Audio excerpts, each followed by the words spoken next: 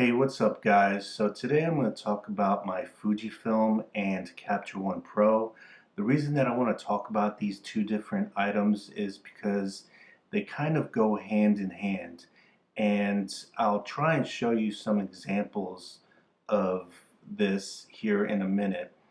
I am a Lightroom Photoshop user. I have the photography Creative Cloud deal, and it works great for my Nikon. I have a Nikon D750, and the camera and Lightroom and Photoshop work flawlessly together. The Fujifilm that I have, it's more of a vlogging camera, but it is a very good stills camera as well. It's the X-T100, and the thing that I love most about the still part of that camera is the fact that it has the film simulations for Fuji when they were when they had their film, obviously.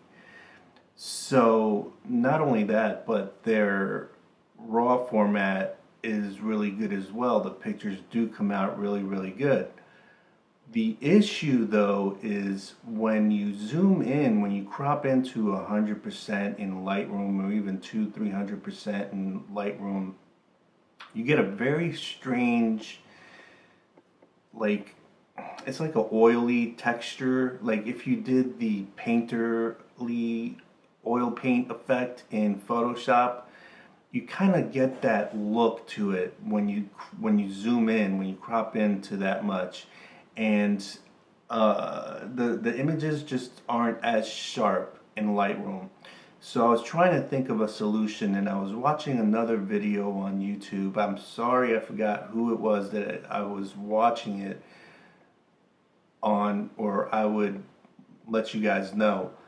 But the thing is, when you, and this is free now, so just listen up. When you download Capture One Pro for Fujifilm, there is a free version, and it gives you all the basic stuff that you need.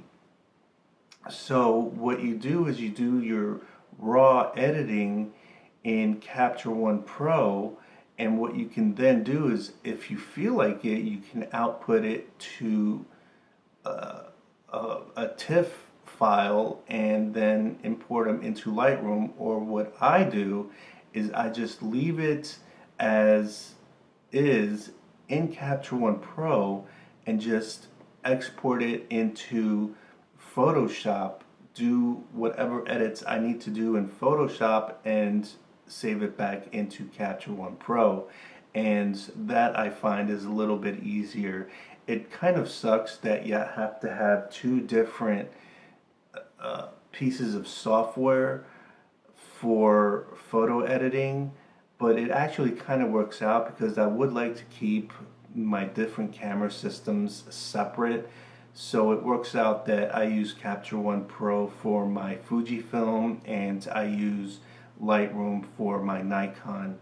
So what I'm going to do here is I'm going to jump into um, Capture One Pro, and I'm going to show you the version that you get for free. So here we go. All right, guys. So as you can see, I'm on the Capture One website, and all you have to do is go to capture1.com, I'm sorry. And what you do is right here in the center, you have Capture One Pro Fujifilm, full featured support for Fuji cameras exclusively. And what you want to do is, you don't want to download that one because that's the paid version. So what you want to do is you want to go to products, and then what you do after you go to products, you go to Capture One Fujifilm. No, I'm sorry, you go to Capture One Express. And when you go to Capture One Express, you scroll down and you have either Fujifilm or for Sony that you can download. You click on Learn More, and then you can go ahead and download it for free. You'll have to sign in, but that's perfectly fine. They don't spam you or anything. So all you do is click on download and it'll download Capture One Pro, Capture One Express for you. Now once you have Capture One Express downloaded and it's all installed, it's the latest version. What you then do is, right now it's opening my catalog. And here we have some images that I took with my Fujifilm. You can see they kind of make it similar to Lightroom in terms of how it's laid out, which will make it a little bit familiar. And if you go to the first one here, you have Q, and you have your histogram, you have your white balance, your exposure, your high dynamic range, clarity, sharpening, all the crop, rotate, flip, all the main items that you need. Okay, and that it's pretty much self-explanatory. You go to the next tab, and I haven't used this. This is for styles and presets. I haven't messed with it, and I don't plan on messing with it. On the next tab, you have where you can crop. You can set how you want the grid to look, rotate and flip, and this is where you can also do your lens correction. By default, since this is simply just for Fuji, it goes ahead and selects it for you already. It's already taken care of, which is good. So you don't really have to worry about it. Purple fringing, you can check on that. And if there's any vignetting, you can work on that as well. But as you can see, this I haven't done any, obviously, any defringe or vignetting, and the image looks good. I did edit this one already.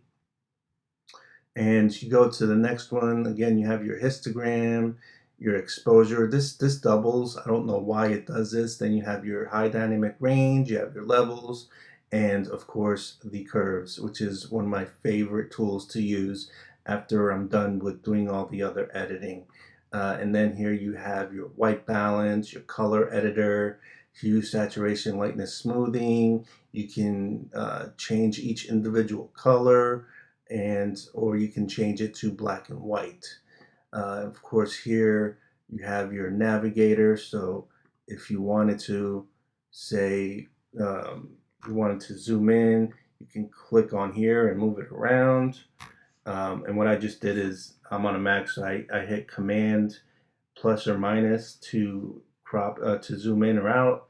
Again, you have sharpness, noise reduction, clarity, and then at the last one is, again, of course, your information, which is your keywording, keyword library, and your metadata for the image. And here it has all the information of the image that I took.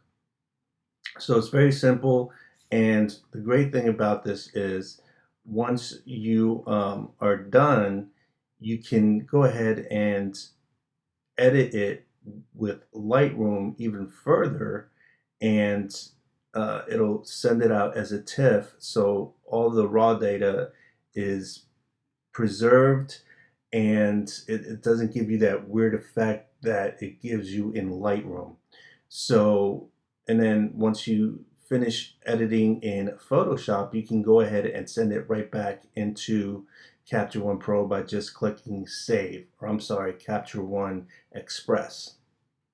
So that's a quick look at why I feel that you should, if you have a Fujifilm, you definitely do want to use Capture One.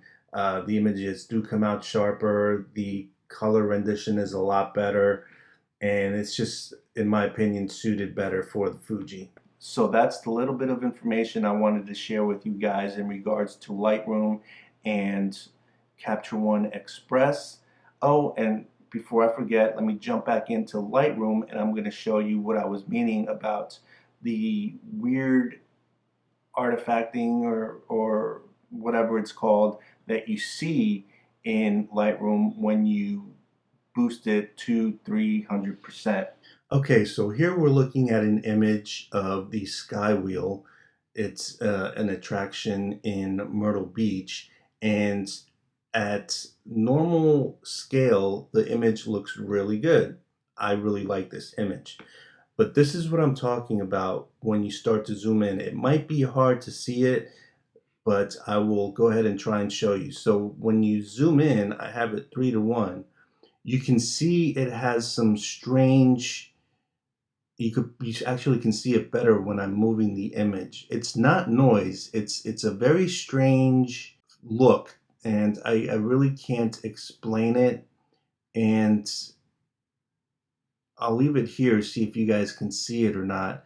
I noticed it in here also. You can pretty much see it, and the image is not as sharp as it could be if I edited it in Capture One Express. But if you move far away, it's fine. So if that doesn't bother you, then that's fine. Go ahead, edit your photos in Lightroom. But for me, I like my images to be as perfect as I can possibly make them, so I'm going to be using Capture One for my Fujifilm photos. So that's my little tidbit on Lightroom and Capture One. Take it as you may. I'm not an expert in any way, shape, or form. I'm not endorsed by any of these companies that I just spoke about, and those companies are Fujifilm, Nikon, Capture One, or Adobe. They're all great products. They're all great in their own way. It all depends on how you wish to use your product, which depends on what software and hardware you want to use. So on that note, thanks for watching. Click that subscribe button. If you have any questions, please leave them in the comments section below. If you would just like to leave a comment, you can do that as well below, and I will see you next time. Later.